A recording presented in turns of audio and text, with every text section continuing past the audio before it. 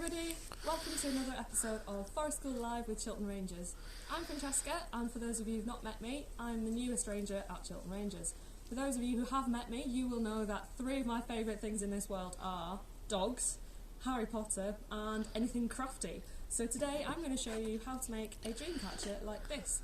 This is one that I made in a forest school session a few months ago. It's been kicking around my garden ever since winter, so it's lost the decorations that I had put on it, but it still looks quite nice anyway. Looking a bit shabby now, so we're going to make a new one today.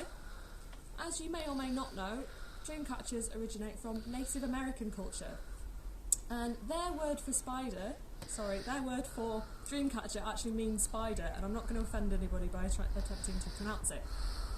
So it might sound a bit strange for us, because I know myself and my cameraman included are actually a bit afraid of spiders, but in Native American culture, spiders are considered protective and a comforting kind of creature, and they have a female maternal protective spirit who is a spider woman, if you like, and if you're thinking Peter Parker, Spider-Man, it's not quite like that. So this is a protective spirit who looks after especially children and babies.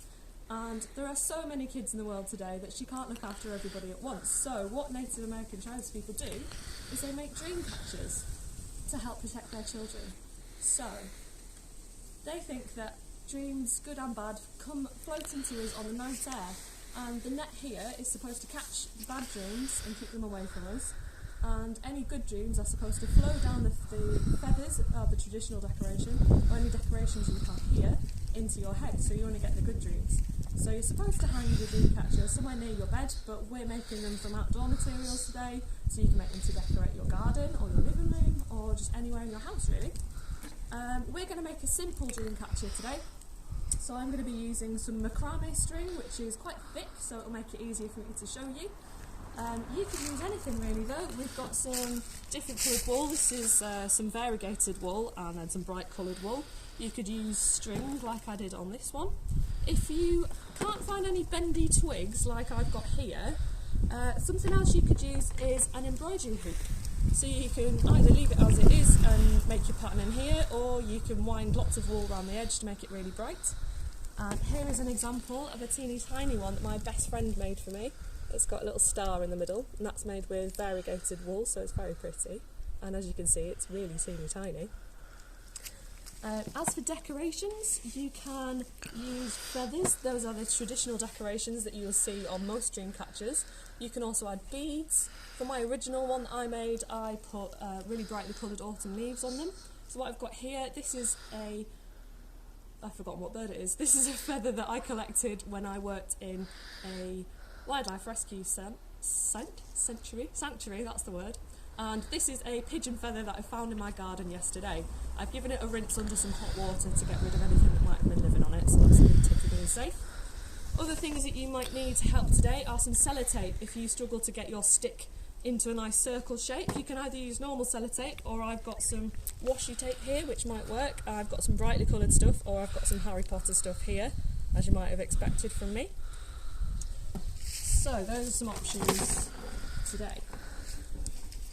Going further into the kind of stick you're going to need, you need quite a fresh stick. So as you can see, this one's really bendy, very flexy, and it's ideal for making a dream catcher with.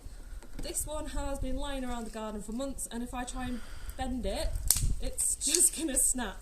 So that's not the kind of stick you need. You need a nice bendy one. So what I did was to bend my twig into shape, and I'm holding it there, and I'm going to wrap the whippy end of it round the thick bit. Oh, and I've just broken a bit. Not to worry, we'll peel that bit off. And I'm going to tie it together with my wool or string. So it's a bit of a fiddly one to start off with.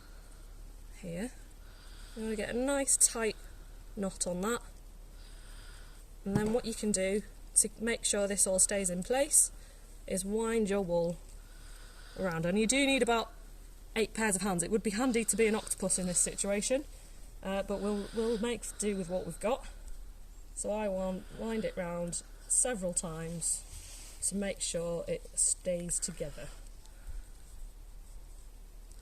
Now it's quite nice, you get kind of a teardrop or an egg shape Might be quite nice to make some Easter egg decorations out of these if you can't get to the shops and get some normal Easter eggs. Obviously your usual shape for a dreamcatcher is a circle, but it's quite nice to make them in different shapes, I think. So I'm kind of cheating a little bit because I've already made this dreamcatcher and taken it to pieces once, so I know how much string I need. So you don't want to be doing it with a full ball of string like this or wool, because you won't be able to fit through the loops as you get a bit further in towards the centre. You see, it'd be really hard to push through those loops.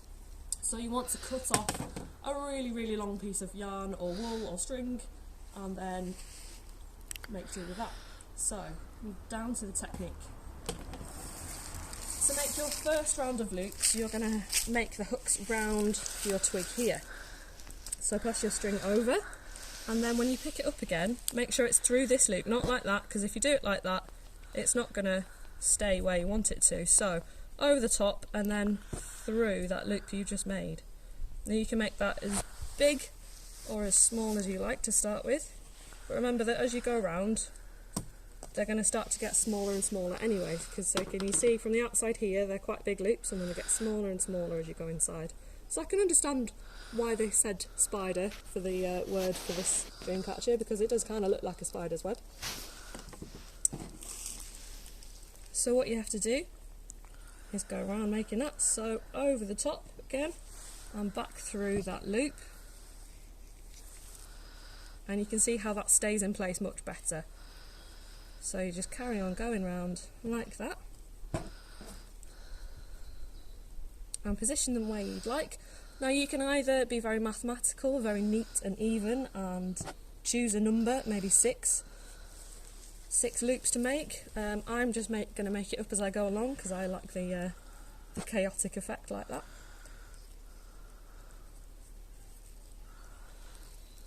So we are nearly finished our first round.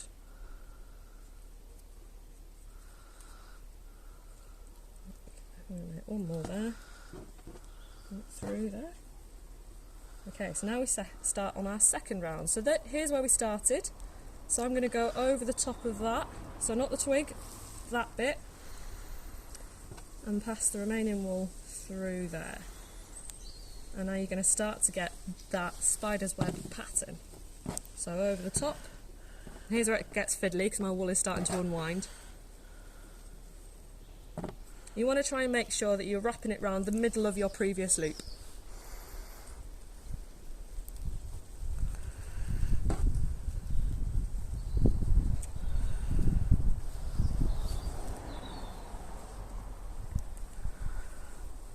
How's it all going through? There we go.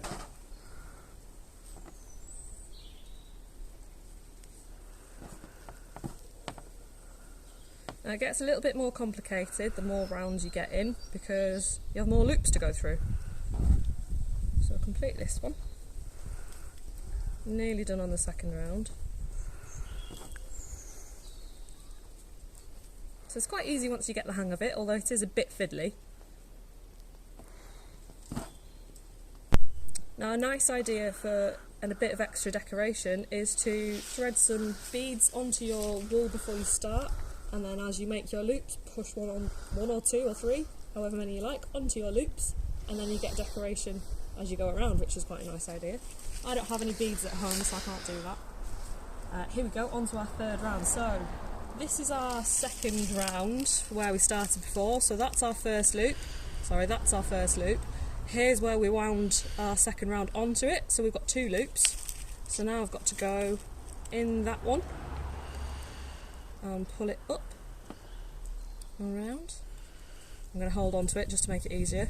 Like I said, you do need several pairs of hands to make this easy, but you'll get the hang of it.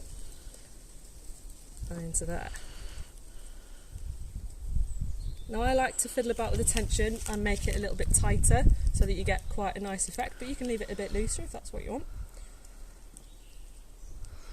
Another really nice idea I've seen is, if you like unicorns like I do, is to get an adult to help you with a hot glue gun and glue some maybe paper flowers or fake flowers to the top here, so you can have flowers everywhere here, and you can get a unicorn horn and maybe some ears. That would be a really cute idea. You could also use glittery yarn, you can use feathery yarn, fluffy yarn, anything you like really. And we would absolutely love to see what you guys end up creating. We've had some really nice ideas from our videos in the past few days, and we're loving seeing what you guys are getting up to. It also helps us to keep going crazy from boredom. So if you have any cool ideas or you really enjoy making this, send us a photo in. You can find us on social media or send it in to us on an email. So I'm starting to run out of string or wool here, so I'm going to finish mine off. I'm going to tie it, make one more loop onto there. I think I've got just enough for one more, and then I'm going to tie it off. There we go. So I'm going to use my scissors, and if you're quite little you'll need a responsible adult to help you do this. I'm going to cut quite close to the knot so it's not too messy once I've finished. And there you go. That is your finished dreamcatcher. So you can add decorations coming down from here, like that, so you can have feathers hanging off it like that. All you've got to do is get another piece of string or wool and tie it to here, cut it as long as you want and tie it to your feather or other decorations. You can use clippings from the garden, so you can use some natural material like some leaves. You can use anything you want. And if you want to hang it up, just have another little piece of string and tie it here. Simple as. Hope you enjoy this. Thanks for watching. Bye now.